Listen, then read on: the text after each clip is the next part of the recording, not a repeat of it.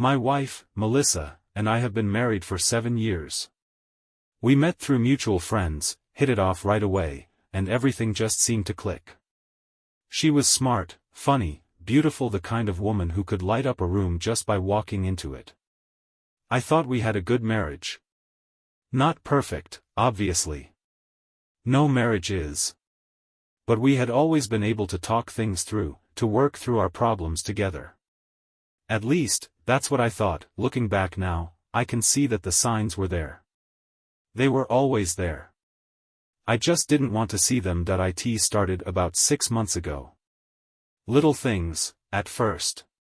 She started spending more time on her phone, tilting the screen away from me when I walked by. She used to leave her phone lying around the house without a second thought, but now it was always in her hand or tucked away in her purse. She started going out more, too, running errands, she called it. Trips to the store that used to take half an hour suddenly stretched into 2 or 3. She always had an excuse: long lines, traffic, running into someone she knew, but something about it just didn't sit right with me. Then there was the change in her attitude. Melissa had always been warm and affectionate, the kind of person who could make you feel loved with just a smile. But lately, she had become distant. Cold. It was like living with a stranger. She snapped at me over the smallest things, forgetting to take out the trash, leaving a dish in the sink, asking her how her day had been. It felt like I was walking on eggshells, never knowing what would set her off next. At first, I thought maybe she was just stressed. Her job had been demanding lately, and I figured the pressure was getting to her. I tried to be supportive, to give her space when she needed it, but nothing seemed to help. No matter what I did, the distance between us kept growing. The intimacy between us had changed, too. She started avoiding physical contact, pulling away from my touch like it burned her. Our sex life, which had always been healthy and passionate, became almost non-existent. When I tried to talk to her about it, she brushed me off, saying she was tired or not in the mood. That I should have pressed harder. I should have asked more questions. But I didn't. I told myself that every couple goes through dry spells, that this was just a phase, that things would get better if I just gave it time, but deep down, I knew something was wrong. That I started noticing other things, too. She began dressing differently, nothing too obvious, but enough that I noticed. Tighter clothes, more makeup, perfume that she hadn't worn in years. She started taking extra care with her appearance, even when she was just running errands. Then there were the receipts. I found them in her purse one day when I was looking for a pen. Receipts from stores I didn't recognize, for items she never brought home. When I asked her about them, she laughed it off, saying she had just picked up a few things for work or returned something for a friend. It sounded plausible at the time, but something about the way she said it didn't sit right with me. The lies were so small, so easy to overlook. But they started to add up, and then, one night, everything changed. She had gone out to pick up groceries, at least, that's what she told me. I didn't think much of it at first. But when 3 hours passed and she still wasn't home, I started to worry. I called her, but she didn't answer. I texted her, but there was no response. By the time she finally walked through the door, it was nearly midnight.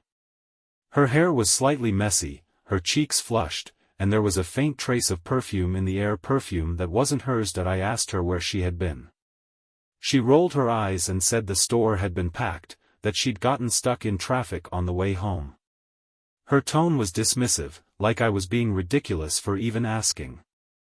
But something about the way she looked at me, the way she avoided my gaze, told me she was lying. That night, as I lay in bed beside her, staring at the ceiling while she slept soundly next to me, I knew I couldn't ignore the signs anymore. Something was going on. And I needed to find out what it was, because if there's one thing I've learned from reading stories like this, it's that the truth always comes out in the end. And I had a feeling that my truth was about to hit me harder than I ever expected. The night after she came home late, I couldn't sleep. My mind wouldn't stop racing, replaying every strange moment from the past few months, every excuse she'd given me, every time she looked at her phone and smiled at something she wouldn't share. I lay there staring at the ceiling, feeling like a stranger in my own home. I had always trusted Melissa, had never once doubted her loyalty, but now that trust was cracking, and I couldn't ignore the feeling in my gut telling me something was wrong. The next morning, I decided I needed answers. I wasn't going to confront her without proof. I knew she'd deny everything if I did. So instead, I started paying closer attention to the little things, the patterns in her behavior, the excuses she used. She had been going to the store more often lately, sometimes multiple times a week, always in the evenings, always staying longer than she needed to. At first, I told myself she just needed time to herself, but now I wasn't so sure. I checked her car that morning while she was in the shower, looking for anything out of place. At first, I found nothing, just the usual receipts, a few grocery bags in the trunk. But then, wedged between the seats, I found a crumpled piece of paper. It was a receipt from a store across town dated the night before with only one item purchased, a bottle of water. My stomach dropped. There was no reason for her to drive that far just to buy water. I knew the store, it wasn't one we ever used, and it wasn't even close to where she usually ran errands. I slipped the receipt into my pocket, my hands shaking as I closed the car door. I didn't say anything that morning. I needed more than a receipt. I needed something undeniable. So I waited. That evening, she told me she needed to pick up a few things from the store again. My heart pounded as I nodded, pretending not to care, acting like I believed her. I watched her leave, waited 5 minutes, then grabbed my keys and followed her. I kept my distance, making sure she wouldn't notice me. I knew where she was going. I had already memorized the address from the receipt. When I arrived, I parked across the street, my hands gripping the steering wheel so tightly my knuckles turned white. I watched as she pulled into the parking lot, but she didn't go into the store. Instead, she parked near the side entrance, where a few employees were standing around talking. My pulse pounded in my ears as I waited, my mind racing with possibilities. Maybe she was meeting a friend. Maybe there was some explanation I hadn't thought of. But then, I saw him. A man wearing the uniform of the store's security guard walked up to her car and leaned against the driver's side window, his posture casual, his smile too familiar. I watched as Melissa rolled down the window, her own smile flashing in response. They spoke for a few moments, their conversation too easy, too comfortable. Then, to my shock, she unlocked the passenger door and he climbed inside. My breath caught in my throat as I watched them sit there together, their heads close as they talked, their laughter drifting faintly through the night air. I couldn't hear what they were saying, but I didn't need to. The way they looked at each other told me everything. I felt like the air had been knocked out of my lungs. I wanted to storm over there, to rip open the door and demand answers. But I didn't. Instead, I sat there in my car, frozen, watching as the woman I loved laughed and smiled with another man. After what felt like an eternity, they both stepped out of the car. She straightened her clothes, smoothing down her skirt as if nothing had happened. The security guard adjusted his uniform, glancing around before walking back toward the store. Melissa got back into her car and drove away, leaving me sitting there, staring at the empty parking lot, my heart shattered into pieces I wasn't sure I could ever put back together. I waited until she was gone, then I drove home in a daze, my mind blank except for the image of them together, the sound of their laughter echoing in my ears. When I got home, she was already inside, moving around the kitchen like nothing had happened. She glanced up when I walked in, her smile warm, her eyes bright, as if she hadn't just been with another man. And in that moment, I knew there was no going back. I knew that my marriage, the life I had built with this woman, had just been torn apart by a truth I could never unsee. That I stood in the doorway of my home, staring at the woman who had just torn my world apart without even knowing that I had seen it happen. Melissa moved around the kitchen like nothing had changed, humming softly as she unpacked a few grocery bags that served as props for the lie she had just lived. The air between us felt heavier than ever, charged with the weight of the truth I now carried. My heart pounded in my chest, every beat echoing the image of her sitting in that car with the security guard, their laughter, their closeness, the unspoken intimacy that had unfolded right before my eyes. I wanted to confront her right then and there, to demand answers, to force her to admit what she had done. But something stopped me. Maybe it was shock. Maybe it was the fear of hearing her say the words out loud, of having the betrayal confirmed in a way that would leave no room for doubt. Or maybe, deep down, I knew that I needed more than just what I had seen. I needed undeniable proof, something she couldn't twist or explain away. So I swallowed the lump in my throat and forced myself to act normal. I walked into the kitchen, setting my keys on the counter as if this were just another ordinary night. Melissa glanced up and smiled a smile that used to feel like home but now felt like a mask, a facade hiding the lies underneath. She asked me about my day, her voice light and casual, as if she hadn't just spent time with another man. I answered her questions mechanically, my mind racing even as I forced myself to smile back. Every word out of her mouth felt like a knife twisting deeper into my chest, but I bit my tongue and kept my composure. The rest of the evening passed in a blur. Melissa scrolled through her phone on the couch while I sat beside her, the space between us feeling wider than ever. I watched her out of the corner of my eye, noting the way she tilted her phone away from me, the way her fingers moved quickly over the screen as if she were hiding something. My stomach twisted as I imagined who she might be texting. Was it him? Was she arranging their next meeting right in front of me? The thought made my pulse spike, but I forced myself to stay calm. Confronting her now would only lead to denial, to excuses, to more lies that I wasn't ready to hear. That night, I lay awake beside her, staring at the ceiling as she slept soundly beside me. I couldn't understand how she could sleep so peacefully while carrying such a heavy secret. How could she look me in the eyes every day and pretend that everything was fine? How could she kiss me goodnight with the taste of another man still lingering on her lips? The questions swirled in my mind, each one heavier than the last, until sleep became an impossible task. The next day, I decided that I needed to know the full truth. I couldn't keep living with half-answers and suspicions. I needed to see the extent of her betrayal with my own eyes. So while Melissa was in the shower, I took her phone. My hands trembled as I unlocked the screen, half hoping that I wouldn't find anything, that maybe I had misread the situation, that maybe there was still a chance to salvage what we had. But deep down, I already knew what I was going to find. The messages were right there, hidden in plain sight. A thread of conversations with a number she hadn't saved as a contact, probably to make it harder to identify if I ever saw it. The messages were casual at first, but as I scrolled further, the tone shifted.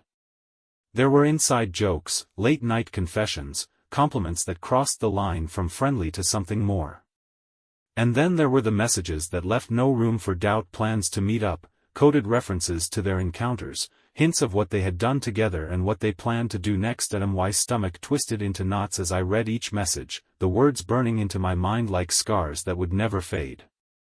The worst part wasn't even the physical betrayal, it was the emotional connection they shared, the way she opened up to him in ways she no longer did with me. She had given him pieces of herself that used to belong to me, and knowing that shattered something inside me that I wasn't sure I could ever repair. That I put the phone back exactly where I had found it and left the room before she could notice. My hands were shaking so badly that I had to clench them into fists just to keep from breaking down right then and there. But I couldn't fall apart. Not yet. Not until I had confronted her and heard the truth from her own lips. That evening, I waited until we were both sitting down for dinner before I spoke. My voice was calm, steady, but beneath the surface, I could feel the storm brewing. I asked her where she had been the night before. Her eyes flicked to mine, just for a moment, before she looked away and gave me the same excuse she always did: grocery shopping, traffic, long lines. Her voice was smooth, practiced, as if she had told this lie so many times that it had become second nature, but this time, I didn't let it slide. That I told her that I knew she hadn't been at the store. I told her that I had seen her, that I had followed her and watched her sit in that parking lot with the security guard, watched them laugh and talk like old lovers. Her smile faltered, her eyes widening for just a fraction of a second before she caught herself and tried to recover. But it was too late. I had seen the truth in that split second, the guilt that flashed across her face before she could mask it with anger. She demanded to know why I had followed her, turning the accusation back on me, trying to make me feel like the villain for not trusting her. She called me paranoid, controlling, insecure, all the things she knew would cut the deepest.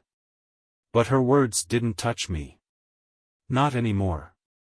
Because I had seen the messages. I had seen the way she looked at him. I had seen the truth with my own eyes, and no amount of manipulation could erase that. I told her that I had read the messages. The color drained from her face. And in that moment, I knew there was no turning back. The air between us felt suffocating, thick with the weight of everything that had just been laid bare.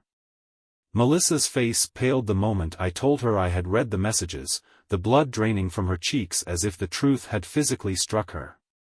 For a moment, she was frozen, her mouth slightly open as if she wanted to say something but couldn't find the words. I could see the calculations racing behind her eyes, the gears turning as she scrambled to figure out how to salvage the situation. But there was nothing left to save. I had seen too much, and she knew it. The silence stretched between us, heavy and unbreakable, until she finally found her voice. Her first instinct, predictably, was denial. She told me I had misunderstood, that the messages were innocent, that there was nothing going on between her and the security guard. She claimed they were just friends, that their conversations had never crossed any lines, that I was reading too much into things because I was insecure. Her words came fast and sharp, her voice rising with each sentence as if she could overwhelm me with sheer volume, drown out the truth by repeating the lie enough times. But I didn't react. I didn't interrupt. I just stood there, watching her as she unraveled, letting her dig herself deeper with every word. When she realized that denial wasn't going to work, she shifted tactics. Her voice softened, her eyes growing wide and tearful as she tried to play the victim. She told me she had been feeling lonely, that I hadn't been paying enough attention to her lately, that she had only started talking to him because she needed someone to listen. She insisted that nothing physical had ever happened, that the messages had never gone beyond harmless flirting, that she had never intended for things to go as far as they did. Her tears started falling then, silent and steady, as she begged me to understand, to forgive her, to give her another chance, but her tears didn't move me. Not this time. That I had spent months ignoring the signs, convincing myself that I was imagining things, that the woman I loved would never betray me like this. I had given her the benefit of the doubt over and over again, even when every instinct told me that something was wrong. But now that the truth was laid bare, I couldn't unsee it. I couldn't forget the way she had smiled at him in that parking lot, the way they had leaned close to each other, the way she had laughed with him in a way she hadn't laughed with me in months. I couldn't forget the messages, the plans they had made, the way she had shared parts of herself with him that she had kept hidden from me. So I told her the truth she didn't want to hear. I told her that I had seen her with him, that I had watched them together, that I had read every message they had exchanged. I laid out every detail, every moment she thought she had hidden, every lie she had told. I didn't yell. I didn't curse. I didn't lash out. I just spoke calmly, methodically, stripping away every excuse she tried to offer, every attempt she made to twist the narrative, and as I spoke, I watched the mask she had so carefully constructed begin to crack. Her tears stopped as quickly as they had started, her expression shifting from remorse to anger in the blink of an eye. She accused me of invading her privacy, of spying on her, of not trusting her. She told me that if I had been a better husband, she wouldn't have needed to talk to someone else. Her words were sharp, designed to wound, to make me question myself, to shift the blame from her actions onto my shoulders. But I didn't let them touch me. I had already spent too long blaming myself for the distance between us, for the changes in her behavior, for the lies I had tried so hard to ignore. But now I knew the truth. This wasn't about me. It had never been about me. This was about her choices, her betrayal, her lies. When I told her that I wanted a divorce, she froze. For the first time since the conversation began, she seemed genuinely shocked, as if the idea of losing me had never crossed her mind. She stammered, trying to backtrack, trying to convince me that we could work through this, that our marriage was worth saving, that she still loved me. But her words rang hollow, empty echoes of the promises she had already broken. I didn't argue. I didn't explain. I didn't give her the satisfaction of knowing how deeply she had hurt me. I just told her that I was done, and then I walked away. As I closed the door behind me, I felt the weight of the past few months begin to lift from my shoulders. The pain was still there, raw and aching, but beneath it was a sense of clarity, of freedom. I had spent so long living in the shadow of her lies, trapped in a marriage that had become nothing more than a facade. But now, I was free, and I was never going back. I walked out of that house without looking back, leaving Melissa standing in the kitchen with all her excuses and half-truths hanging in the air between us. My heart pounded in my chest, not from anger or sadness, but from the finality of what I had just done. There was no going back now. I had said the words that would change everything, had made the decision that would break apart the life we had built together. But as I stepped outside, into the cool night air, I felt a strange sense of calm settle over me. The uncertainty, the doubt, the endless questions that had haunted me for months, they were all gone now, replaced by the cold, hard truth. And while that truth hurt, it also brought a sense of clarity that I hadn't felt in a long time. I got into my car and drove without a destination, the city lights blurring past as I tried to process everything that had happened. The images kept flashing through my mind: Melissa sitting in that parking lot with the security guard, their laughter drifting through the air, the messages I had read, the lies she had told. Every memory felt like a weight pressing down on my chest, but I forced myself to keep breathing, to keep moving forward. There was no point in dwelling on what couldn't be changed. The past was done. Now, I had to focus on what came next. I checked into a hotel that night, too drained to think about anything more than finding a place to sleep. The room was small and impersonal, with beige walls and a bed that felt too firm, but it didn't matter. It was quiet. Safe. A place where I could finally let my guard down without the constant fear of betrayal lurking around every corner. I sat on the edge of the bed, staring at my phone as messages from Melissa began to flood in. I didn't need to read them to know what they said: apologies mixed with anger, attempts to justify her actions followed by pleas for forgiveness. I didn't respond. There was nothing she could say that would change what she had done. The next morning, I called a lawyer. The conversation was short and to the point. I wanted a divorce, no negotiations, no second chances. The lawyer asked if I had evidence of her infidelity. I told him I did. The messages, the photos, the location data, it was more than enough to ensure that the divorce would go in my favor. I didn't want revenge. I didn't want to ruin her life. I just wanted to be free of her, to close this chapter of my life and move on without any more lies hanging over my head. Over the next few days, Melissa's messages grew more desperate.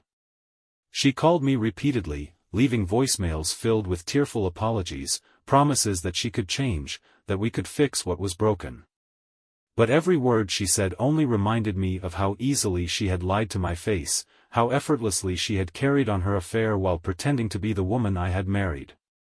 I couldn't trust her anymore. And without trust, there was nothing left to save. Then, one night, she showed up at the hotel. I heard the knock at the door just after midnight, the sound echoing through the quiet room. My heart clenched in my chest as I stood there, staring at the door, knowing exactly who was on the other side. Part of me wanted to ignore her, to pretend I wasn't there, to avoid the confrontation I knew was coming. But another part of me knew that this needed to happen, that I needed to hear what she had to say, if only to close this chapter once and for all. I opened the door and found her standing there, her eyes red and puffy from crying, her hair pulled back in a messy bun, her face pale and drawn. She looked smaller somehow, as if the weight of her guilt had physically diminished her. For a moment, neither of us spoke.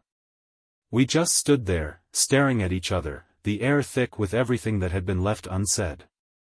Then she stepped forward, her voice breaking as she said my name, her eyes pleading with me to let her in. That I didn't move. She started talking then, the words tumbling out of her in a rush: apologies, explanations, excuses. She told me she had never meant to hurt me, that the affair had started because she felt lonely, disconnected, like we had grown apart over the years. She said the security guard had made her feel seen, desired, alive in a way she hadn't felt in a long time. But she insisted that it had never been about love, that it had never meant anything, that she had always loved me and only me. I listened without interrupting, letting her pour out everything she had been holding inside.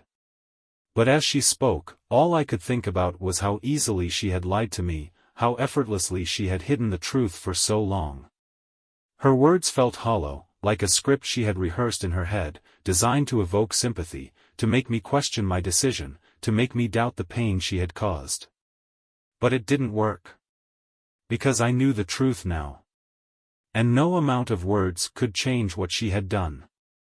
When she finished, she looked at me with tear-filled eyes, waiting for me to respond. I took a deep breath, feeling the weight of everything settle in my chest one last time. Then I told her the only thing that mattered: I'm done. Her face crumpled, her shoulders shaking as fresh tears spilled down her cheeks. She begged me to reconsider, to give her another chance, to remember the good times we had shared. But her words washed over me like distant echoes: too little, too late. I had given her my love, my trust, my loyalty, and she had thrown it all away. There was no coming back from that. I stepped back, closing the door between us, the sound of the latch clicking into place echoing through the room. I stood there for a long moment, listening to the sound of her muffled sobs on the other side of the door, until they finally faded into silence. And then, for the first time in months, I took a deep breath and felt the weight begin to lift from my shoulders. The past was behind me now, and I was finally freed. I stood by the door long after Melissa's footsteps faded down the hallway, listening to the distant hum of the hotel's air conditioning as silence settled back into the room. My heart pounded in my chest, not with anger or sadness, but with the strange mix of relief and finality that comes when a long chapter of your life has come to a close. I had expected to feel more in that moment: grief, regret, maybe even guilt for the way things had ended. But all I felt was a deep, bone-deep exhaustion, as if the weight I had carried for so long had finally been lifted, leaving nothing but emptiness in its place. I sank onto the edge of the bed, running a hand through my hair as I tried to process everything that had happened in the past few days. The confrontation, the messages, the late-night knock on my door. Every moment felt like a scene from someone else's life, something I had watched from a distance rather than lived through myself. But the hollow ache in my chest reminded me that this was real. This was my life now, fractured and reshaped into something I barely recognized. I didn't sleep much that night. My mind wouldn't stop replaying the look on Melissa's face when I told her it was over: the shock, the disbelief, the way her tears had fallen so easily, as if she could wash away months of betrayal with a few well-placed apologies. But what haunted me most wasn't her tears or her pleading. It was the anger that had flashed in her eyes when she realized that I wasn't going to give her another chance.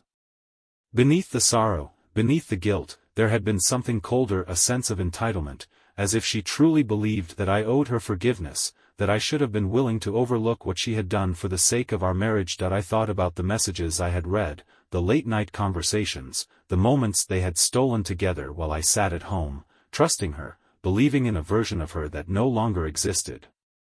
I thought about the security guard, the man whose face I had only glimpsed from a distance, but who had somehow managed to worm his way into my life without me even realizing it. I wondered if he knew what he had destroyed, if he had ever felt a twinge of guilt for the role he had played in tearing apart a marriage. But in the end, it didn't matter. He wasn't the one who had made vows to me. He wasn't the one who had promised to love and honor me for the rest of our lives. That had been Melissa's choice. And she had made it willingly. By the time the sun began to rise, painting the sky outside my window in shades of pale pink and gold, I had already made up my mind. There would be no going back, no second chances, no lingering doubts. Melissa had shown me exactly who she was, and I wasn't going to spend another day pretending that things could ever be the same again. That I left the hotel early that morning, the air crisp and cool against my skin as I stepped outside and took my first breath of freedom. The city was just beginning to wake up, the streets still quiet, the distant hum of traffic the only sound breaking the silence. As I drove back to the house, my mind was surprisingly clear. There was no more hesitation, no more second-guessing. I knew what I had to do. When I pulled into the driveway, the house felt different, somehow smaller, emptier, as if it had already begun to shed the memories of the life Melissa and I had built there. I stepped inside and took a deep breath, letting the familiar scent of home wash over me one last time before I began to gather my things. I moved through the rooms quickly, methodically, packing only what I needed and leaving the rest behind. Clothes, toiletries, a few personal belongings, the essentials of a life that no longer fit within these walls. I paused in the bedroom, my gaze falling on the framed photos that still sat on the nightstand. Pictures of happier times, vacations, anniversaries, moments when we had truly believed we would grow old together. I picked up one of the frames, running my thumb over the glass as I studied the faces staring back at me. It was strange to think that the people in those photos no longer existed. Not really. They had been replaced by strangers, versions of ourselves that neither of us had ever expected to become. I set the frame down and turned away, leaving the past where it belonged. By the time Melissa returned home later that morning, I was already gone. I had left my key on the kitchen counter along with a handwritten note, short, simple, to the point: that I hope you find whatever it is you're looking for. But it won't be with me. This chapter of our lives is over. Don't contact me again. It was the last thing I ever said to her. The days that followed were a blur of legal paperwork, phone calls, and logistical details, the practical side of ending a marriage. My lawyer moved quickly, ensuring that the divorce proceedings would be as smooth and efficient as possible. Melissa didn't contest the terms. Maybe she knew there was no point. Maybe she had already accepted that this was the price she had to pay for her choices. Or maybe she simply didn't care enough to fight for something she had already thrown away. I heard through mutual friends that things hadn't worked out between her and the security guard. Whatever spark they had shared had burned out quickly once the thrill of secrecy was gone. I didn't ask for details. I didn't want to know. Their story had nothing to do with me anymore. As the weeks turned into months, the ache in my chest began to fade, replaced by a sense of peace that I hadn't felt in a long time. There were still moments when the memories crept in, moments when I would catch myself wondering what might have been if things had turned out differently. But those moments grew fewer and farther between, until they became nothing more than faint echoes of a life I had left behind. In the end, I realized that Melissa's betrayal had taught me something I never would have learned otherwise. It had shown me the importance of trusting my instincts, of listening to the voice inside me that had known something was wrong long before I had seen the proof. It had taught me that love isn't enough to sustain a relationship if there's no trust, no honesty, no respect. And most importantly, it had taught me that sometimes, the hardest decisions are the ones that set you free. Now, as I sit here writing this, I can honestly say that I'm in a better place. The life I have now is simpler, quieter, but it's mine. And for the first time in a long time, I feel like I can breathe again. To anyone reading this who might be going through something similar, all I can say is this: trust yourself. Don't ignore the signs. Don't let anyone make you question what you know in your heart to be true. And when the time comes to walk away, do it with your head held high. Because no one deserves to live a life built on lies. The days after leaving Melissa blurred together, a strange mix of relief and sorrow that settled deep in my chest. There were moments when the weight of what had happened hit me all at once: the betrayal, the lies, the way my marriage had unraveled before my eyes. But those moments were fleeting, quickly replaced by the growing realization that I had made the right choice. Walking away wasn't easy, but staying would have been far harder. The legal process moved faster than I expected. Melissa didn't contest the divorce, and within weeks, the paperwork was finalized. There were no drawn-out negotiations, no bitter fights over possessions or finances. It was as if we both knew that prolonging the process would only make things worse. Still, the finality of signing my name on those documents hit harder than I anticipated. It wasn't just the end of a marriage, it was the end of the future I had once imagined, a future that no longer existed. That I thought that would be the last time I heard from her.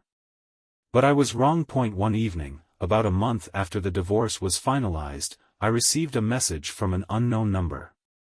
I almost ignored it, assuming it was spam, but curiosity got the better of me. When I opened it, my breath caught in my chest. It was from Melissa. I know I'm the last person you want to hear from, but I needed to say this. I'm sorry for everything. I know I can't undo what I did, but I hope you can find it in your heart to forgive me someday. I never meant to hurt you. I stared at the screen for a long time, my mind replaying everything that had led us to this point. The late nights, the secret messages, the parking lot where I had seen her with the security guard, it all came rushing back, sharp and clear as if it had happened just yesterday. But instead of anger, all I felt was a strange sense of detachment, as if the man who had lived through those moments was someone else entirely. I didn't reply. There was nothing left to say. The next few months were about rebuilding, relearning who I was outside of the marriage that had defined so much of my life. It wasn't easy. There were nights when the loneliness crept in, when the silence of my new apartment felt suffocating, when I found myself wondering if I could have done something differently. But those thoughts never lingered for long. Because deep down, I knew the truth: I had done everything I could to save my marriage. The failure wasn't mine to carry. As time passed, the memories of what had happened began to lose their sting. The anger faded, replaced by a quiet acceptance of the lessons I had learned. Trust, once broken, is almost impossible to rebuild. Love, no matter how strong, can't survive without honesty. And sometimes, the hardest choices are the ones that lead to the greatest freedom. One afternoon, as I sat in a coffee shop watching the world go by, I realized something: I was happy. Not the kind of happiness that comes from external circumstances, but the kind that comes from knowing that I had faced one of the darkest moments of my life and come out stronger on the other side. I had rebuilt my life piece by piece, and for the first time in a long time, I felt at peace. Looking back now, I can see that Melissa's betrayal, as painful as it was the catalyst for a new beginning. It forced me to confront the parts of my life that weren't working, to let go of what no longer served me, and to rediscover who I was beneath all the hurt and heartbreak. So if you're reading this and going through something similar, know this: the pain won't last forever. The betrayal won't define you. And one day, sooner than you think, you'll wake up and realize that the life you've built is better than the one you lost, because sometimes, the greatest freedom comes not from holding on, but from knowing when to let go.